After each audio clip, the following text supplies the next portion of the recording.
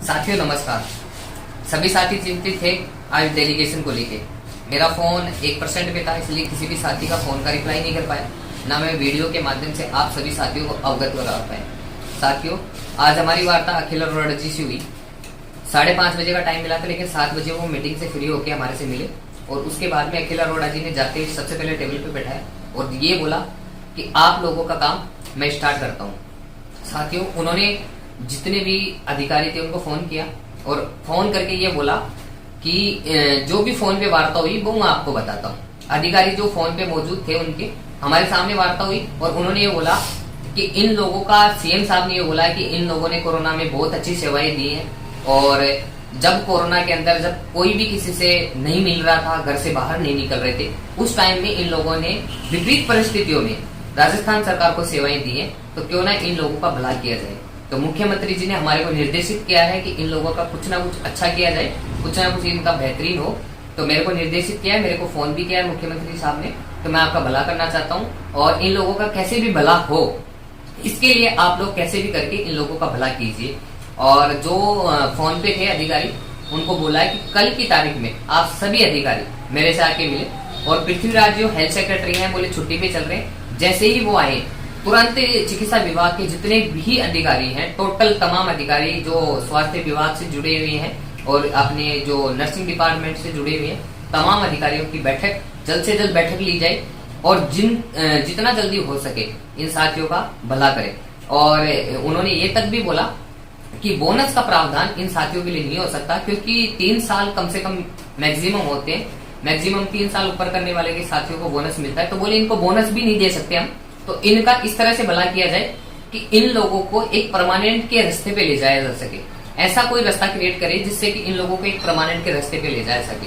तो उन्होंने अधिकारियों को आदेशित किया है कि जल्द से जल्द आप चिकित्सा विभाग की बैठक ले और जितने भी अधिकारी हैं उनको बुलाए और जल्द से जल्द कल की तारीख में मेरे से मिले और जल्द से जल्द पृथ्वीराज जी को आते एक चिकित्सा विभाग की पर्सनल स्पेशल सीएचसी की बैठक ले, जिसमें इन साथियों का भला हो सके।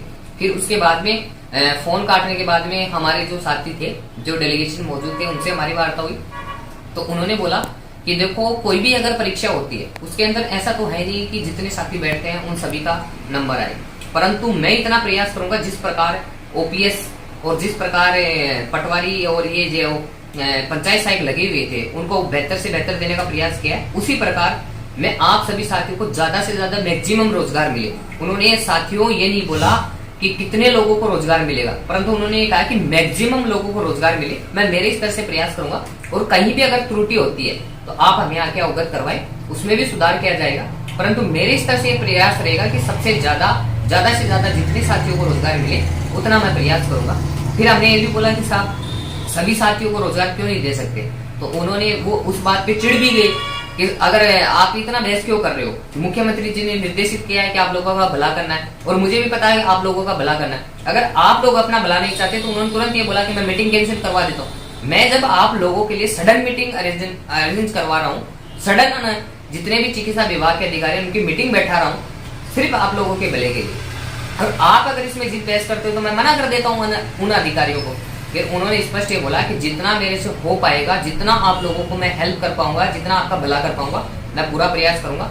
निश्चिंत नहीं, एक बार चिकित्सा विभाग की बैठक हो जाए और उसमें जो भी निर्णय होता है मैं मैक्सिमम लोगों को रोजगार देने की कोशिश करूंगा। उसमें ये भी बोला है कि एक कॉन्ट्रेक्चुअल पोस्ट क्रिएट करेंगे वो चिकित्सा विभाग के अंदर, जो राजस्थान डिपार्टमेंट के अंदर जो कॉन्ट्रेक्चुअल पोस्ट होती है। जिस प्रकार साथियों हो सकता है कि जैसे एनएचएम 2016 में भर्ती आई थी, उसके अंदर तो रिटर्न एग्जाम हुई थी, परंतु हो सकता है कि इनके द्वारा डायरेक्ट परसेंटेज बेस्ड एग्जाम हो और परसेंटेज बेस्ड भर्ती हो, जिसके अंदर सिर्फ और सिर्फ जो हमारे कोविड में सीएचए साथी लगे हुए थे सिर्फ उनको शामिल किया जाएगा। अब वो पोस्ट निर्धारित नहीं है कि वो 10,000 पे आए, 12,000 पे आए, 15,000 पे आए, 20,000 पे आए या 25,000 पे आए। साथियों, वो निर्भर करता है कि जो अब चिकित्सा विभाग की बैठक होगी उस बैठक में निर्धारित किया जाएगा कि उस बैठक के अंदर कितने पोस्ट वो क्रिएट करते हैं और कितने साथियों को रोजगार देते हैं। तो साथियों, घबराने की जरूरत नहीं है। जिस प्रकार अखिल अरोड़ा जी ने आश्वासन दिया उस प्रकार लगता है कि बहुत जल्द अच्छा होगा। सिर्फ अपने को 10 से 15 दिन धैर्य बनाए रखना है। और जिन साथियों पे मुकदमे लगे हुए थे उन साथियों के लिए भी विशेष सूचना है। साथियों, बहुत सारे साथी सुबह से मुझे फोन कर रहे थे कि अगर डेलीगेशन अगर कोई वार्ता हो, आशीष भाई के पास भी फोन आए थे कि अगर डेलीगेशन वार्ता हो तो उसमें हमारे मुकदमे की बात रखना। तो उन्होंने कहा है कि जिन साथियों के मुकदमे लगे हैं, तो सरकार मुकदमे लगी है, उनको तो रोजगार वैसे ही नहीं दे सकते।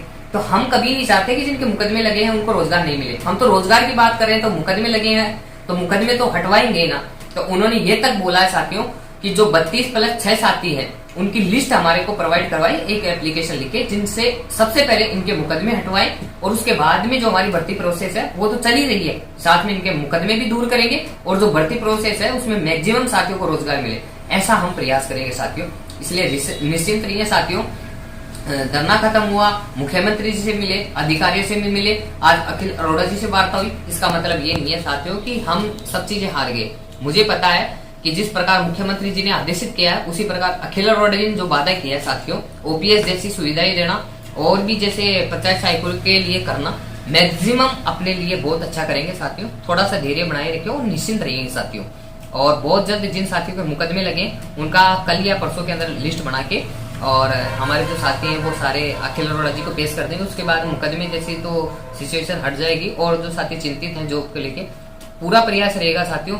मैं तो ये चाहता हूं कि ज्यादा से ज्यादा साथियों को रोजगार मिले, जितने भी साथी है हमारे संघर्षशील साथी हैं सबको रोजगार मिले, पूरा प्रयास रहेगा। धन्यवाद साथियों।